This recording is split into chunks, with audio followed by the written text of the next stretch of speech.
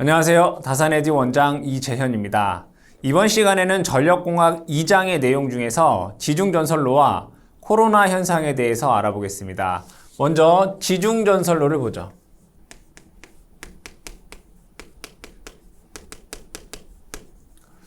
이 지중전설로는 말 그대로 땅 속으로 전력을 공급한다라는 거죠. 즉 이것을 적어보게 되면 지하에 전력 케이블을 통해서 배전하는 전설로를 우리가 지중전설로다라고 얘기할 수 있습니다. 가공전설로 같은 경우에는 땅 위에서 전력을 공급하는 것이 가공전설로이고, 이 가공전설로 같은 경우에는 나전선이나 절연전선을 사용을 합니다. 하지만 이 지중전설로 같은 경우에는 지하에, 즉 땅 밑으로 전력 케이블이라고 하는 것을 이용해서 송배전하는 그런 선로가 되겠습니다. 그러면 여기에서는 지금 전력 케이블을 사용한다라고 되어 있습니다. 이 전력 케이블은 어떠한 도체에 절연을 하고 다시 외피를 이렇게 입힌 그러한 구조로 되어 있습니다. 따라서 이 전력 케이블을 사용하게 되면 어떠한 특징이 있냐면 인덕턴스는 감소하고요, 정전 용량은 증가한다라고 하는 특징이 있습니다. 이 케이블은 인덕턴스 감소, 그 다음에 정전 용량이 증가한다라는 것을 여러분들 먼저 기억을 해두시고, 그러면 이 지중전선로를 사용하는 데 있어서 왜 사용하느냐, 즉 지중전선로를 사용하는, 즉 채용하는 이유에 대해서 한번 보자 이거예요. 채용 이유. 첫 번째, 지중전선로를 왜 쓸까요? 도시 미관상. 여러분들 가공전선로는 좀 보기에 안 좋잖아요, 그죠? 땅 속으로 들어가면 보이지 않으니까 도시 미관상 지중전선로를 사용하기도 하고요. 또는 수용 밀도가 현저하게 큰 지역에 전력을 공급하는 경우에 또 지중전선로를 사용한다. 이 가공전선로 같은 경우에는 부하 밀도가 크면, 수용 밀도가 크게 되면 전선의 굵기가 굵어지잖아요, 그죠? 그러면은 지지물의 강도도 높아지게 된다, 커지게 된다. 대신에 우리가 땅 속으로 가게 되면 두꺼운 케이블을 넣어도 아무 문제가 없겠죠. 세 번째, 뇌나, 그죠? 낙뢰라든가 풍수, 해의 영향을 받지 않기 위해서 이런 것을 받으면 안 되는 그런 장소가 있을 거예요. 뇌 낙뢰라든가 아니면 풍수의 영향을 받지 않기 위해서 지중전선로를 사용합니다. 네 번째는 보안상 가공전선로를 사용할 수 없는 경우, 예를 들면 어디가 있을까요? 군사시설 같은 경우에, 뭐 군사시설에 모두 다 지중으로 들어가는 게 아니라 좀 더 중요한 보안상 가공전선로를 쓸 수 없는 이런 곳에 이 지중전선로를 사용합니다. 그러면 이 지중전선로는 이러한 이유로 사용이 되는데, 이 지중전선로가 갖고 있는 단점은 뭐가 있을까라고 보았더니, 우선은 땅 속에 묻는다라는 것은 땅을 파고 케이블을 놓고 다시 덮고 해야 되기 때문에 어쨌든 건설비가 비쌉니다. 건설비가 크다. 건설비가 많이 든다. 공사 기간도 많이 들고, 즉 가공전선로에 비해서 공사 기간도 길고 공사비가 많이 들어간다. 두 번째로는 고장 검출이 어렵다. 눈에 보이지 않잖아요, 그죠? 고장 검출이 안 된다라는 것이 아니라 검출이 가공전선로에 비해 어렵다라고 하는 특징을 갖고 있습니다. 자, 그 다음에 두 번째는 이 가공전선로를 시공하는 방법에 대해 보겠습니다. 시공 방법. 이 이 지중전선로를 시공하는 방법에는 총 세 가지가 있습니다. 하나는 직매식이라는 게 있고요. 하나는 관로식이라는 게 있고, 하나는 암거식이라는 게 있습니다. 암거식을 다른 말로 우리가 전력 부식 뭐 이렇게 얘기합니다. 직매식, 관로식, 암거식. 뭐 다음 중 지중전설로 시공 방법이 아닌 것은 이렇게 문제가 출제될 수도 있겠죠. 그럼 하나하나씩 보겠습니다. 하나는 첫 번째는 직매식에 대해서 볼게요. 직매식이라고 하는 것은 직접 매설식이다 이런 얘기예요. 그럼 이 직매식은 자 여기에 도로가 이렇게 있다라고 보겠습니다. 대부분 도로를 따라가죠. 그럼 여기에 땅을 우선 이렇게 팝니다. 땅을 파겠죠. 그리고 콘크리트 트라프라고 하는데 이러한 길을 이렇게 만든다는 얘기예요. 구조물을 만든다. 길게 쭉 가 있겠죠. 뭐 입체적으로 그리면 얘가 땅 속에서 뭐 이렇게 지나가겠죠. 그리고 나서 여기에 케이블을 이렇게 매설을 합니다. 이렇게 매설이 되겠죠. 그리고 여기에 모래로 덮습니다. 이렇게 모래로 덮는다 이거예요. 그 다음에 뚜껑을 이렇게 닫으면 되겠죠, 그죠? 뚜껑을 닫는다 이렇게. 그리고 땅을 묻으면 되는 거죠. 이게 직매식이에요. 그때 이 직매식을 할 때 요 깊이를 여러분들 암기를 하셔야 되는데 하중이 없다. 즉 하중을 받지 않으면 얘가 0.6m 이상으로 하셔야 되고요. 얘가 어떠한 차량이나 이런 것에 하중을 받는다라고 한다면 얘는 1m 이상 깊게 매설을 해야 된다. 이게 직접 매설식, 직매식이다라고 할 수 있습니다. 그러면 이 직매식은 어떠한 특징을 갖고 있느냐? 특징을 한번 볼게요. 특징, 직매식의 특징. 첫 번째는 공사비가 싸다. 공사비가 작고 열 발산이 좋다라고 볼 수 있습니다. 어떤 거에 비해서? 관로식이나 관로식에 비해서요. 관로식에 비해서 우리가 특징을 얘기했는데 공사비가 저렴하고 열 발산이 좋다. 따라서 열 발산이 좋기 때문에 전선의 허용 전류가 커요. 즉 동일한 굵기에서 허용 전류가 크다라고 볼 수 있습니다. 그 다음에 두 번째, 공사 기간이 짧다. 관로식에 비해 공사 기간이 짧다라고 얘기할 수 있고요. 자, 세 번째는 뭐가 있냐면 지금은 이제 또 단점이에요. 단점. 케이블이 손상되기 쉽다. 케이블이 손상되기 쉽다. 그 다음에 네 번째, 증설이 어렵다. 증설이 어렵다. 그 다음에 다섯 번째, 보수 점검이 이것도 마찬가지로 불편하다. 이러한 특징을 갖고 있다. 직매식 같은 경우에는 공사비는 작고 공사 기간도 짧고 열발산이 좋고 허용 전류는 크다라고 하는 장점이 있는 반면에 단점으로는 그냥 땅 속에 묻는 거기 때문에 케이블이 손상되기 쉽고 증설이 어렵고 보수 점검이 불편하다. 보수 점검하려면 얘를 땅을 다시 다 파고 다시 케이블을 꺼내야 되기 때문에 이러한 특징을 갖고 있습니다. 자, 두 번째로는 관로식에 대해서 보겠습니다. 관로식을 한번 볼게요. 자, 관로식은 어떻게 하는 거냐면 여기에 어떠한 큰 맨홀이 있고요.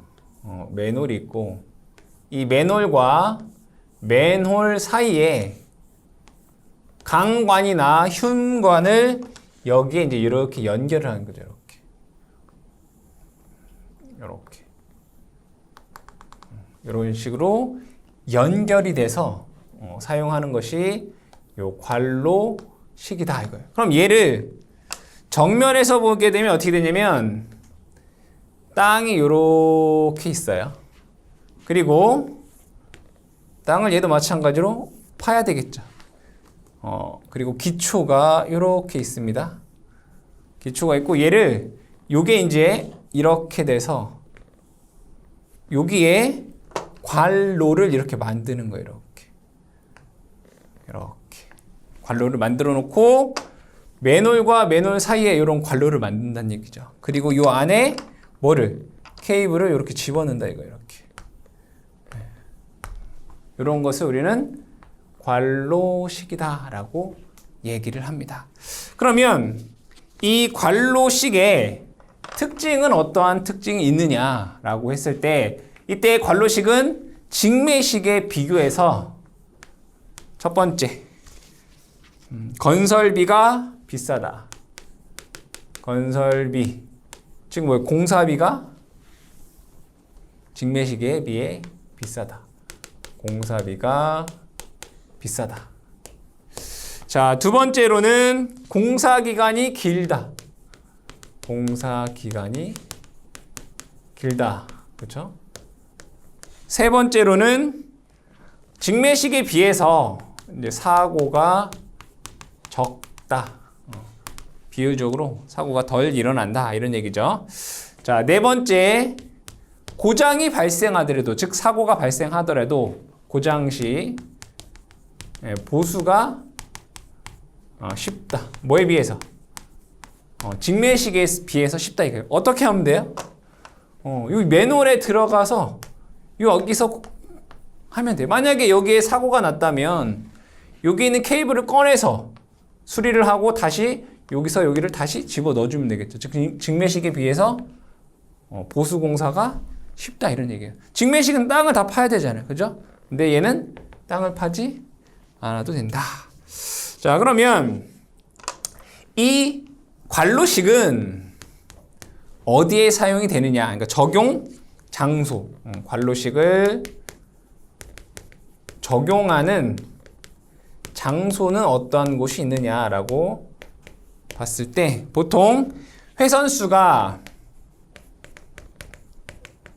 전력기, 전력 케이블 회선수가 3에서 6회선 이하의 경우에 이 관로식을 사용합니다.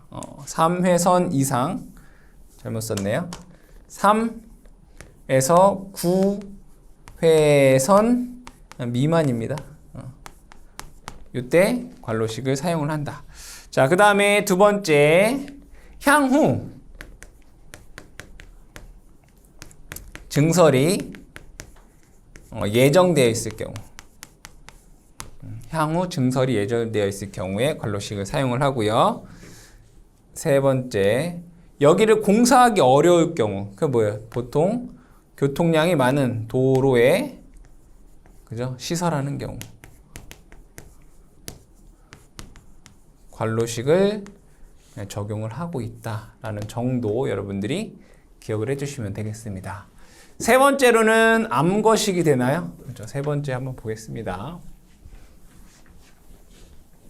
세 번째 암거식 또는 다른 말로 전력구식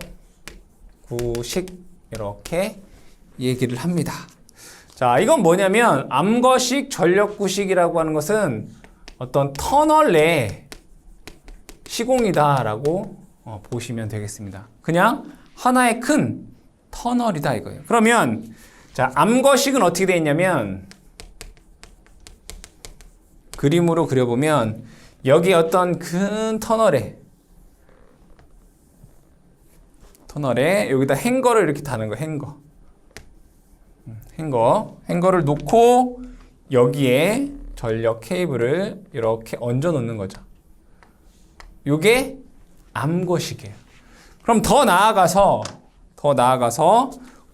전력구식, 즉 공동구식 이렇게 하게 돼요. 공동구식. 공동구라는 건 뭐예요? 같이 사용을 한다 이런 얘기죠. 그럼 여기는 더 큰, 자 이렇게 되어 있고 여기를 구역을 이렇게 나누는 거 하나, 둘, 셋, 뭐 이렇게 나눠졌다 이렇게 봐요. 더 큰 터널이다라고 생각을 하시면 돼요. 자, 여기는 이렇게 해서 얘는 가스관이 들어가는 거예요. 가스관. 가스. 또 여기는 뭐 하수도. 또 여기는 뭐 상수도. 뭐 이런 것이 들어가고, 또 하나는 여기는 뭐 전화선 같은 통신. 그죠? 그리고 여기에는 이제 전기. 그래서 전력선이 이렇게 들어간다. 이런 것을 우리는 공동구식 이렇게 얘기를 해요. 그러니까 즉 어떤 터널에 그죠? 같이 다 집어넣는 방식이 그냥 암거식이다라고 생각을 하시면 되겠다. 그러면 이 암거식은 어떠한 특징이 있느냐라고 봤을 때 한번 특징을 보겠습니다. 암거식의 특징. 여기는 어떠한 터널내기 때문에 전선에 열발산이 좋습니다. 즉 열발산이 좋다. 이 열발산이 좋으면 어떠한 특징이 있다라고 했죠? 허용전류가 크다. 열발산이 좋기 때문에 허용전류가 크다라고 얘기할 수 있습니다. 자, 그 다음에 두 번째, 다회선. 많은 회선이라는 거예요. 다회선 시공이 유리하다라고 볼 수 있죠. 많은 회선을 시공할 수 있다. 자, 반면에 이렇게 하면 당연히 공사비가 크다. 공사비가 많이 든다. 네 번째, 화재 시 사고가 확대된다. 즉 사고가 확대될 수 있다. 사고가 확산될 수 있다. 그렇죠? 만약에 어떤 전력 케이블에서 뭐 화재가 발생하게 되면 뭐 통신, 가스, 상수도 이런 쪽으로 확대될 수가 있다라고 하는 단점이 있으면서 암거식은 열발산이 좋고 다회선 시공이 유리한데 공사비가 많이 들고 어떤 한쪽에서 사고가 발생하면 다른 쪽으로 확대가 될 수 있다라는 단점이 있습니다. 자, 그러면 이 지중 전선로에서는 우리가 케이블을 사용을 합니다. 그죠? 케이블을 사용하게 되는데 이 케이블에 열화가 발생할 수 있습니다. 그래서 여기에서 세 번째에서는 우리가 케이블의 열화에 대해서 알아보겠습니다. 케이블 열화. 자, 그러면 이 열화라고 하는 건 뭘까요? 열화. 전기를 공부하면서 열화라고 하는 것을 많이 듣잖아요. 그죠? 열화라고 하는 것은 절연체가, 적어볼게요. 절연체가, 케이블은 당연히 절연되어 있겠죠. 절연체가 내부적 또는 외부적 영향에 따라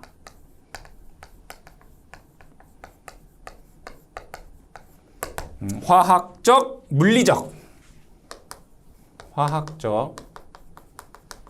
물리적 성능이 저하되는 현상을 의미합니다. 열화라고 하는 것은 절연체의 성능이 떨어진다 이거죠. 결국에는 이걸 우리는 열화다라고 얘기를 합니다. 그러면 이 케이블에 절연체가 열화가 되는 원인이 있을 거예요. 첫 번째, 열화 원인을 한번 보자 이거예요.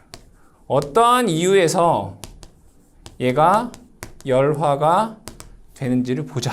첫 번째로는 전기적 열화. 전기적 열화는 뭐가 있을까요? 과전압이 발생하거나 이상전압이 발생하거나 낙뢰를 맞을 일은 거의 없지만 어쨌든 이상전압에 의해서 그죠? 열화가 될 수 있다. 적어보게 되면 과전압 또는 서지전압 또는 부분 방전 의한 어떤 전기적인 열화가 발생할 수 있다 이런 얘기예요. 자, 두 번째는 열적. 예, 열적. 열적은 뭐예요? 열에 의해서 열화가 발생한다는 얘기죠. 이상 온도 상승. 그죠?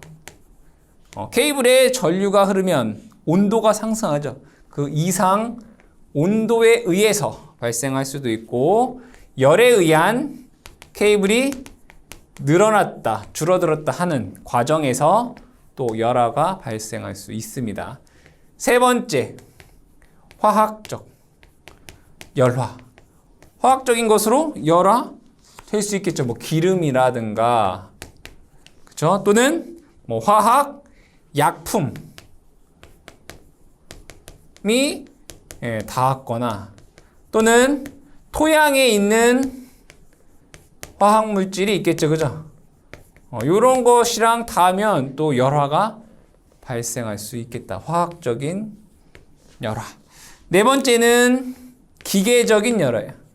기계적이면 어떤 케이블의 외부에서 어떤 외력이 가해져서 피복이 손상되거나, 그렇죠? 단선되거나 이러한 것들에 의한 열화가 되겠죠. 그래서 기계적인 충격이나 압력에 의한 열화가 발생할 수 있습니다. 다섯 번째는 생물학적, 생물적. 가장 대표적인 게 뭘까요? 생쥐. 이런 애들이 갉아먹으면 또 열화가 되더라. 그래서 여러분들이 열화의 원인은 크게 다섯 가지, 전기적, 열적, 화학적, 기계적, 생물학적 열화가 있다라는 정도 기억을 해주시면 되겠습니다.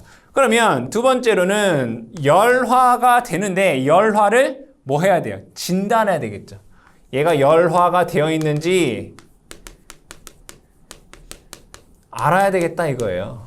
열화 진단법이라는 게 있다. 이 열화 진단법에 대해서 제가 다 나열하진 않고 그냥 세 가지 정도로 분류해 보면, 사선 상태에서 하는 방법이 있고요. 두 번째, 활선 상태에서 진단하는 방법이 있고요. 세 번째, 저주파수를 이용한 진단 방법이 있다라는 정도만 여러분들이 기억을 해 주셔라. 그러니까 뭐 사선 상태에서 하는 방법 여러 가지가 있겠죠. 활선 상태에서 하는 방법, 저주파로 하는 방법 여러 가지가 있겠는데 간단하게 한 세 가지 정도만 알아볼까요? 사선 상태에서는 뭐 절연, 뭐 저항법이라는 것이 있고, 뭐 전이 감쇄법, 뭐 이라는 것도 있고, 뭐 유전 정전법, 유전 정전법, 뭐 이런 것들이 있다라는 정도만 기억을 해두시고, 활선 상태에서는 뭐 직류 성분법, 뭐 한 여러 가지가 있어요. 뭐 이런 것들이 있다 이렇게 보시면 될 것 같고, 그 다음에 뭐 활선, 뭐 탄젠트, 뭐 델타법, 뭐 이런 것들이 있고, 뭐 교류, 뭐 중첩법 등등 여러 가지가 있다. 이러한 열화 진단법이 있다라는 정도만 여러분들이 기억을 해주시면 되겠습니다. 자, 그 다음에 네 번째로는 케이블 열화 다음에 네 번째로는 지중전선로의 고장 검출에 대해서 보게요. 고장 검출. 고장이 났다. 고장 검출. 그럼 고장에는 뭐가 있을까요, 여러분들? 전기적인 고장에는 가장 많은 일선 지락 사고가 있을 거고, 그죠? 결국에는 다 뭐예요? 일선 지락이든 이선 지락이든 지락 사고가 있겠죠. 그리고 전선이 끊어지는 단선 사고도 있을 거고, 그리고 전선끼리 같이 붙는 단락 사고가 있을 거예요. 그쵸? 그래서 우리가 이 고장이다라고 하면 지락사고라든가 단선사고라든가 이 단락 사고를 볼 수 있어요. 그럼 지중 전선로에서 이러한 고장을 검출하는, 즉 고장점을 찾는 방법이 뭐가 있느냐라고 했을 때 첫 번째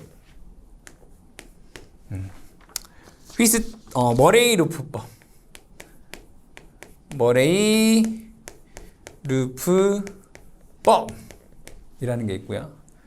두 번째 펄스 레이더법. 먼저 적어놓고 얘기를 해볼게요. 펄스 레이더법.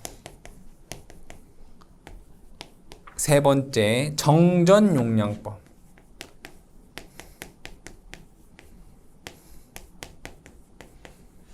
그 다음에 네 번째 탐색 코일법.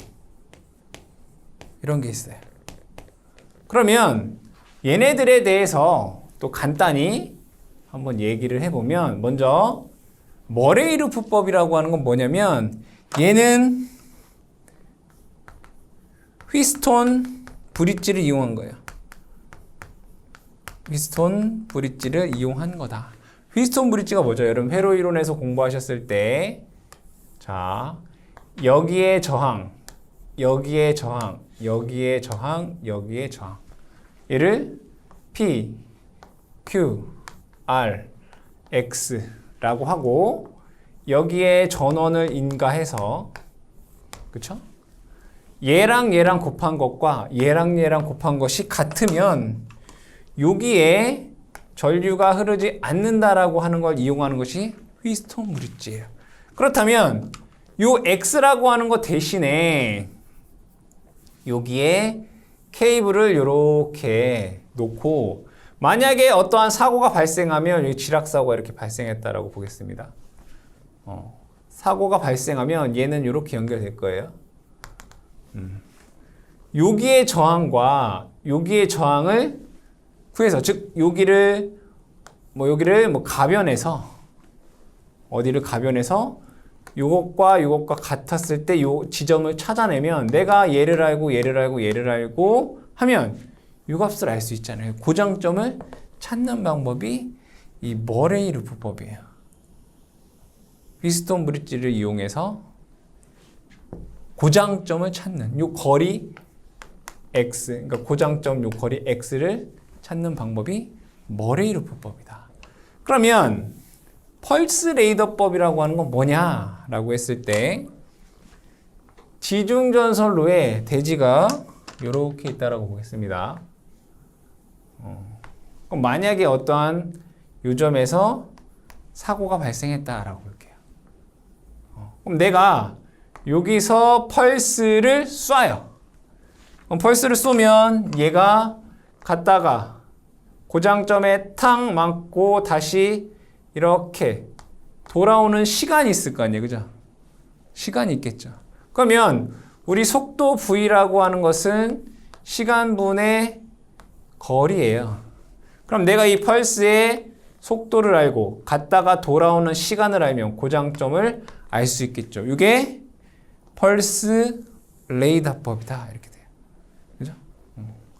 자, 정전 용량법이라고 하는 건 뭐냐면, 자, 여기에 선로가 이렇게 있어요. 얘를 선로, 케이블이라고 보고 여기를 대지라고 보겠습니다.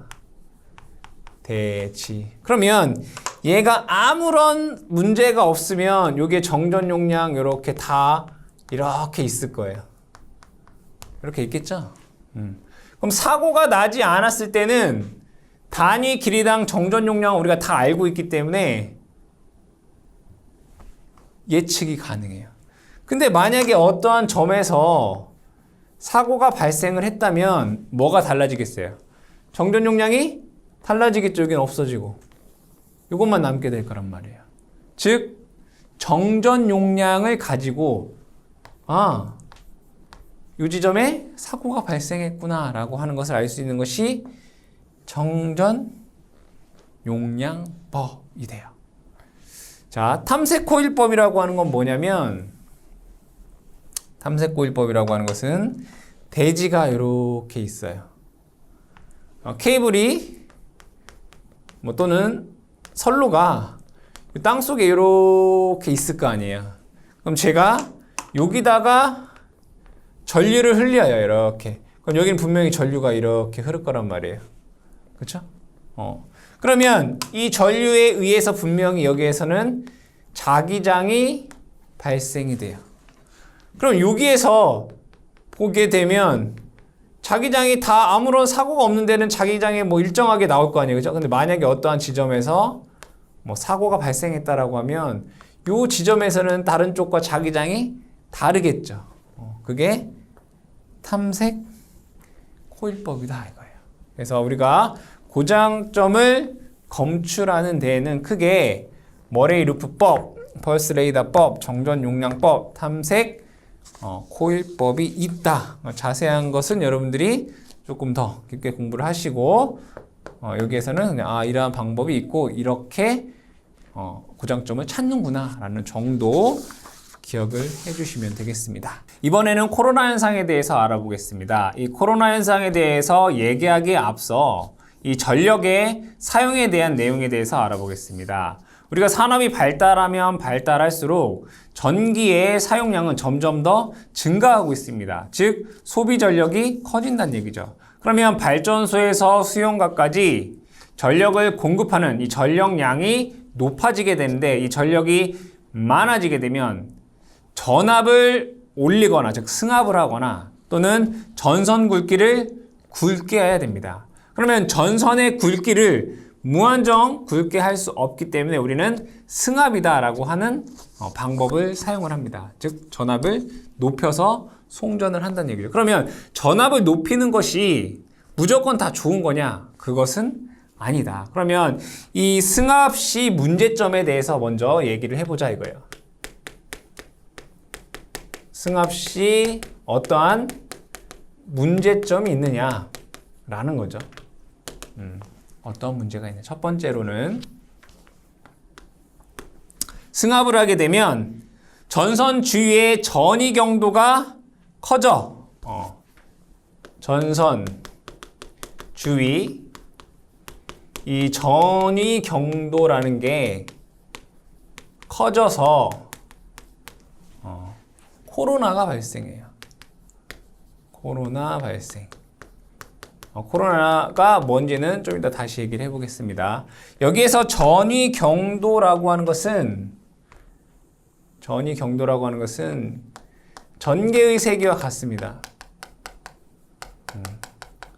즉 어떠한 단위 길이당 전위차라는 거예요. 얘는 단위가 뭐예요? 볼트 퍼 미터. 그러니까 얘는 단위 길이당 전위차.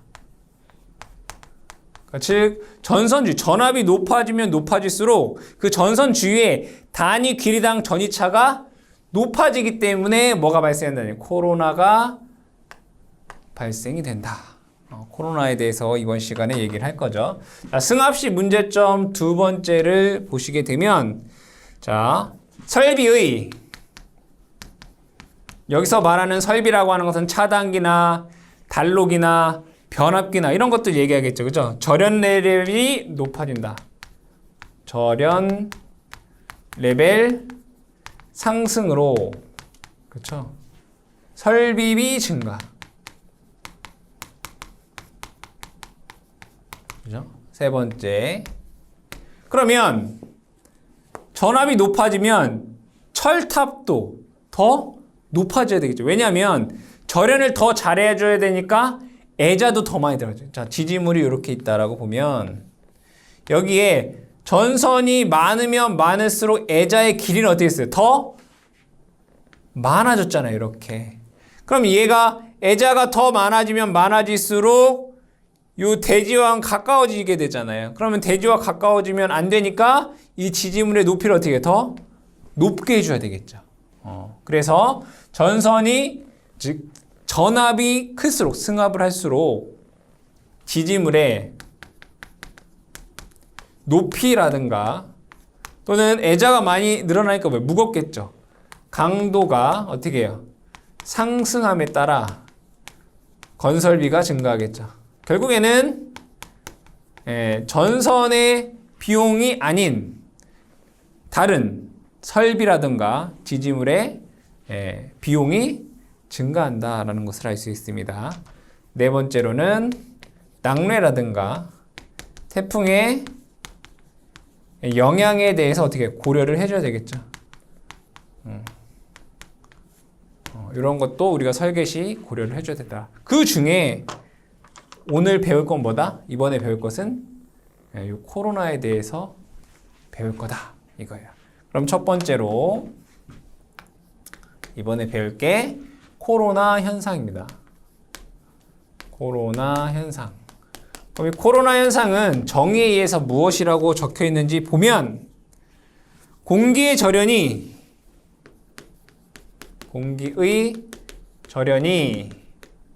공기도 뭐예요? 절연체죠. 절연물이죠, 절연물. 공기의 절연이 부분적으로 파괴돼요. 전선 주변에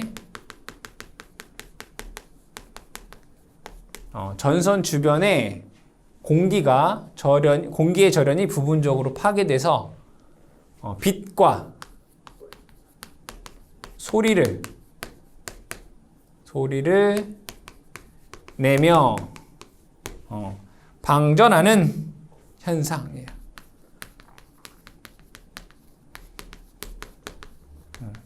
이것을 우리는 코로나 현상이다라고 얘기를 합니다. 그러면 여기에서 공기의 절연 내력이라고 볼 수도 있고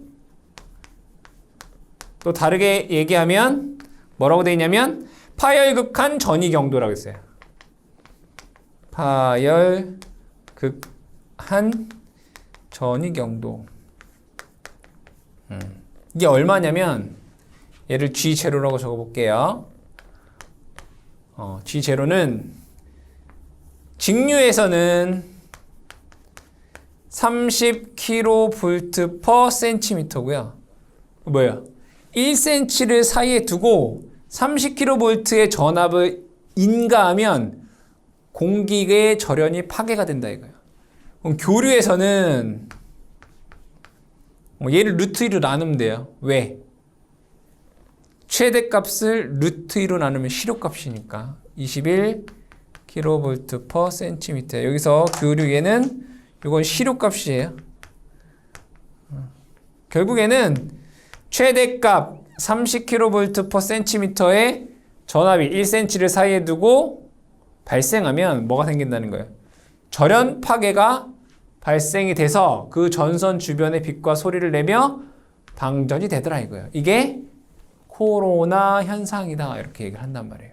그럼 전선이 이렇게 있다라고 봤을 때 여기에 자 대지 간의 전압이 만약에 154라면 얼마예요? 154,000 루트 3이잖아요. 근데 요 전선과 요 전선 주변에 여기에 1cm를 사이에 두고 요 간의 전압이 30kV를 넘게 되면 여기에서 뭐가 발생한다고요? 공기의 절연 파괴가 되면서 빛과 소리를 내면서 뭐하나요? 방전한다는 얘기예요. 방전. 이게 뭐라고요? 코로나 현상이다. 이렇게 얘기를 해요. 그러면 이때 얼마만큼의 전압이 넘어야지 얘가 방전이 일어나냐? 두 번째, 코로나 임계 전압이에요.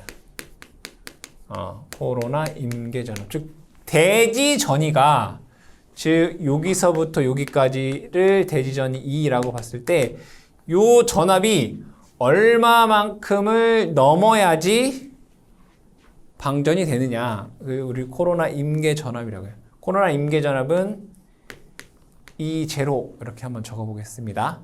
자, 그러면 천천히 유도를 해볼게요. 자, 전선이 이렇게 있다고 보겠습니다. 여러분들이 자기학 시간에 공부를 하셨겠지만, 자, 요 중심에서부터 어떠한 R점에서의 전개의 세기를 볼게요. 전개의 세기 제가 편의상 G라고 적을게요. 전개의 세기. 예로부터 R점에 뭘 구한다고요? 전개의 세기를 구해보자 이거예요. 언제? 여기가 란다라고 하는 것으로 대전돼 있을 때. 그러면 공식에 의해서 여러분들 어떻게 돼요? 2 파이 입실론 제로 R분의 람다 이렇게 쓸 수 있어요. 그쵸? 그럼 여기에서 얘 람다라고 하는 것은 전하량이잖아요. 그럼 여러분 이런 거 있나요? Q는 C, V 이런 거 있어요? 그럼 람다는 정전 용량, 단위 길이당 정전 용량 곱하기 E, 얘 전압을 E라고 적을게요. 이렇게 적어도 되겠죠. 그럼 얘를 이렇게 적을 수 있어요. 2 파이 입실론 제로 R분의 람다 대신에 뭐라고요? 정전 용량 C 그리고 전압 E 이렇게 적을 수 있다고요. 그런데 이 선로에 정전 용량이 얼마였죠? 우리 앞선에서 배웠어요. 그죠? 작용 정전 용량은 여러분들 공부했잖아요. 그죠? 어떻게 공부했어요? ln R분의 D에 2 파이 입실론 제로 이렇게 공부했다고요. 그렇잖아요. ln R분의 D에 2 파이 입실론 제로. 뭐가? C는 이게 작용 정전 용량이죠. 이거를 여러분들이 아시는 공식으로 하게 되면 얘가 로그 R분의 D에 0.02413 마이크로페럿 퍼 킬로미터 뭐 이렇게 공부하셨잖아요. 그죠? 어쨌든 C를 요거랑 같은 거예요. 여기는 이제 페럿 퍼 메타인 거고. 어쨌든 얘를 어떻게 하겠다고요? 여기다 대입을 해보자 이거예요. 그럼 얘를 대입을 해보면 이렇게 나와요. 2 파이 입실론 제로 아래 이건 2가 되고 C 대신에 ln R분의 D에 2 파이 입실론 제로 이렇게 돼요. 그럼 여기에서 얘가 요거랑 이렇게 없어지게 되고, 그렇죠? 그럼 얘는 이렇게 나와요. G는 ln R분의 그죠? 2에 ln R분의 D 이렇게 나와요. 그럼 내가 알고 싶은 건 뭐냐면 코로나 임계 전압이에요. 그럼 E는 얘를 2에 관해서 쓰게 되면 G 곱하기 R ln R분의 T 이렇게 쓸 수 있어요. 자, 그러면 이 G가 얼마를 넘으면 교류 21kV per cm를 넘으면 얘가 뭐가 시작되는 거예요? 방전이 시작되는 거죠. 뭐야 이게? 파열극한 전이 경도라고 하는 것은 이 1cm를 사이에 두고 교류 시루값 21kV를 넘게 되면 방전이 시작한다고요. 즉 여기서 코로나 임계 전압이라고 하는 것은 코로나 방전이 시작되는 전압인 거예요. 그러면 요 G에 뭐가 들어가야 돼요? 21 들어가야 되겠죠. R 되고요. 자, 얘는 ln R분의 D라고 하는 것은 이렇게 쓸 수 있어요. 로그 2에 로그 R분의 T 이렇게 쓸 수 있어요. 그런데 이 R이라고 하는 거는 우리는 2분의 D라고 써도 되겠죠. 그죠? R 대신에 얘를 2분의 D라고 쓸 수 있다고요. 그럼 요거 계산해 보면 얼마가 나오냐면 얘가 24.3 계산하면 그 다음에 D 그 다음에 로그 R분의 D 단위가 킬로볼트 이렇게 나와요. 그런데 여기에는 M0라고 하는 상수도 있고 M1이라는 상수도 있고 델타라고 하는 상수도 포함이 되더라 이거예요.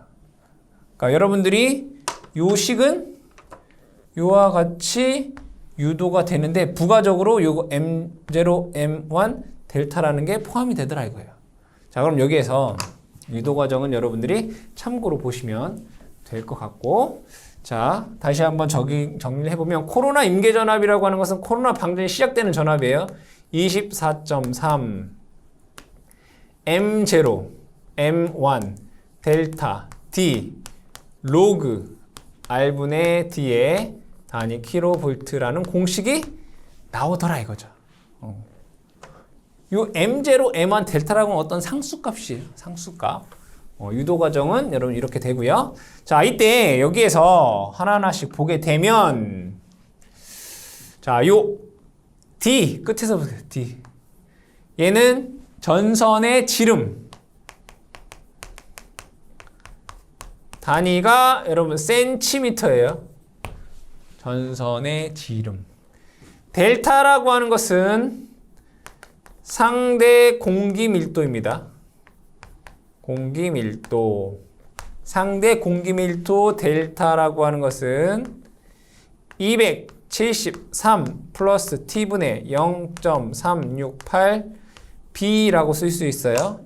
여기에서 요 t라고 하는 것은 주변의 온도예요.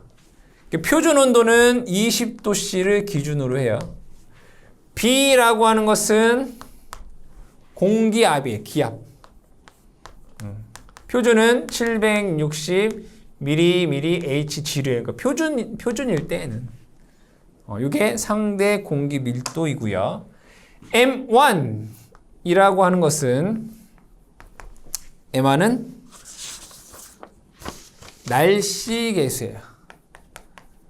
날씨 계수. 이 날씨 계수에서 맑은 날은 1 되고요. 흐린 날, 뭐 비가 오거나 뭐 안개가 꼈거나 이때는 0.8 볼 수 있어요. M0라고 하는 것은 전선의 표면 계수예요. 표면 계수. 전선 표면 계수. 이때 단선일 경우에는 1 되고요. 만약에 전선이 연선인데 소선이 7가닥이다 라고 하면 그 값이 0.87에서 이거 여러분들 외우라는 게 아니라 그냥 참고하셔라. 0.83의 값이 되고요. 얘가 7가닥 초과를 한다면 7가닥은 뭐예요? 19가닥이죠. 다음에 19가닥 이상에서는 이 값이 0.85에서 0.8 정도가 된다. 이런 수치는 여러분들이 그냥 참고로 알아두시면 되겠다. 즉, 이 나온 값, 즉 상전압이 다른 말로 뭐예요? 여기 우리 전력에서 이 대지 전압이 요 코로나 임계 전압보다 높게 된다면 뭐가 발생한다냐? 코로나가 발생하게 된다. 그 임계 전압이 공식이 이렇게 된다 이거야. 그러면 이 코로나 임계 전압이 높으면 코로나가 발생하지 않는 거잖아요. 그렇죠? 만약에 예를 들어 대지 전압이 상전압이 100이야. 코로나 임계 전압이 150이면 얘가 얘보다 작기 때문에 코로나가 발생하지 않는다. 근데 얘가 100인데 코로나 임계 전압이 90이야. 그럼 얘가 90이고 얘는 100이니까 이 대지 전압이 더 높은 거 뭐예요? 코로나가 발생한다 이거예요. 그러니까 코로나 임계 전압은 높을수록 좋은 거죠. 코로나가 발생하지 않으니까. 그러면 코로나가 발생하지 않으려면 코로나 임계 전압이 어떻게 돼요? 높아야 돼요. 그렇죠? 그러려면 우리가 조정할 수 있는 게 뭐가 있을까? 전선 표면 계수, 날씨, 내가 어떻게 할 수 없어요. 그죠? 상대 공기 밀도도 내가 어떻게 할 수 없잖아요. 근데 할 수 있는 건 뭐예요? 전선의 직경을, 전선의 지름을 높일 수는 있잖아요. 높은 굵은 걸 쓸 수 있으니까. 그죠? D. 얘는 뭐예요? 선간거리. 선간거리를 높이면, 크게 하면 건설비가 많이 들잖아요. 그리고 얘는 로그 안에 있는 값이에요. 여기가 100배 돼야지 여기에 2배가 돼요. 얘는 그냥 2배 하면 그냥 2배가 돼요. 결과적으로 현실적으로 할 수 있는 거는 이거 뭐예요? 전선의 지름을 높이는 방법밖에는 사실은 없다라는 걸 여러분들이 알 수 있다. 그러면 세 번째, 코로나가 발생하면 어떠한 문제점이 있는지를 보자 이거예요. 세 번째, 코로나 장애.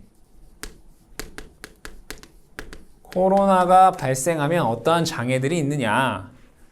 첫 번째, 코로나 손실이 발생합니다. 코로나 손실. 코로나 손실. 왜요? 빛과 소리를 낸다고 했어요. 그 빛과 소리가 다 뭐예요? 에너지죠. 뭐가 있었는데 코로나 손실이 발생한다. 이때 이 코로나 손실은 실험에 의해서 그 식이 나왔는데 이게 피크식이다라고 얘기를 합니다. 이 피크식은 삼상 삼선식 삼각 배치를 했을 때 이러한 값이 나오더라 이거예요. 손실 PL은 공식 여러분들 암기하셔야 됩니다. 피크식 델타에 241 주파수 F 플러스 25에 루트 2 D분의 D 2제로 마이너스 2의 제곱 곱하기 10의 마이너스 5승 킬로와트 퍼 킬로미터 퍼 한 라인당 요만큼이 발생하더라 이거예요. 요게 피크식이에요. 피크식. 요 공식을 여러분들 어떻게 돼요? 암기를 하셔야 된다. 여기에서 요 델타라고 하는 것은 아까도 얘기했던 상대 공기 밀도가 되고요. F는 주파수가 되겠네요. D는 선간거리고 스몰 d는 전선의 지름. 자, 여기서 이제로라고 하는 게 코로나 임계 전압이고 여기서 E라고 하는 것은 상전압, 다르게 대지 전압이 되겠죠. 그래서 이 피크식, 즉 전력 손실, 코로나 손실이라고 하는 것은 상대 공기 밀도에 반비례하고, 그죠? E0 마이너스 2의 제곱에 비례한다. 뭐 이렇게 되어 있어요. 그렇죠? 여러분들이 요 식을 거꾸로 썼네요. 이게 뭐 어차피 제곱하면 똑같으니까 뭐 상관은 없는데 이 제로 이렇게 됩니다. 그래서 이게 대지전압,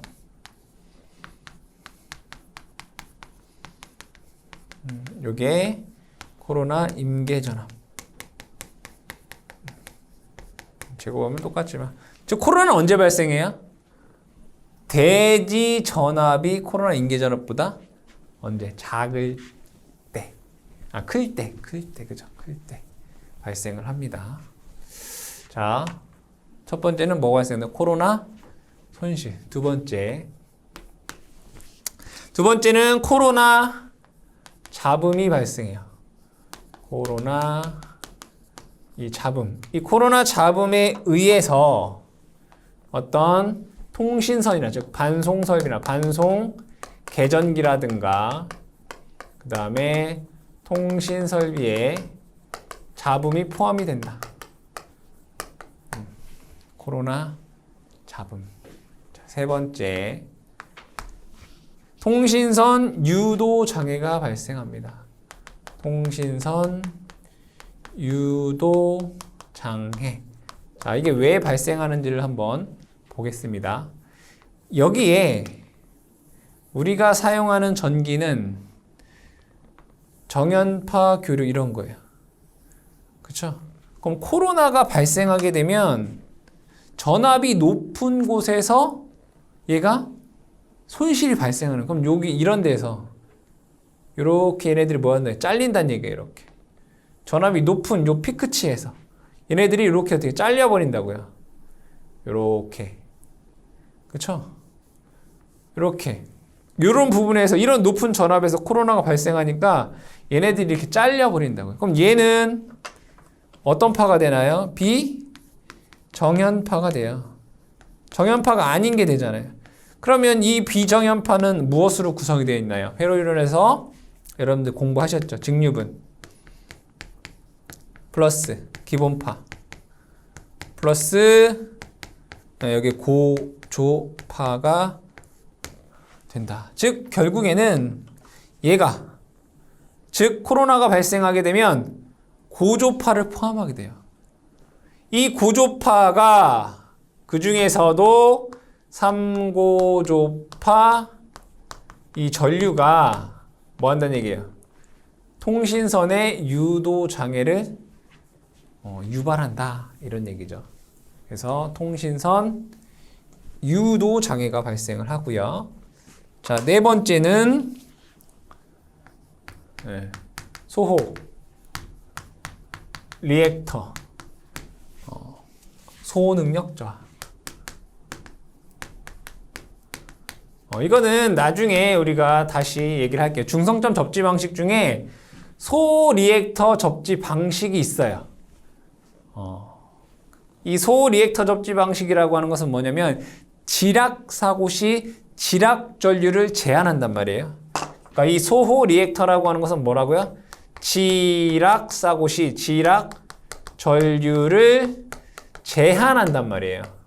근데 이 코로나로 인해서 이 지락 전류를 제한을 잘 못한다 이거예요. 소호 능력이 저하된다. 이건 나중에 소호 리액터 접지 방식에서 얘기를 하도록 하겠습니다. 어쨌든 소호 리액터의 소호 능력을 저하한다.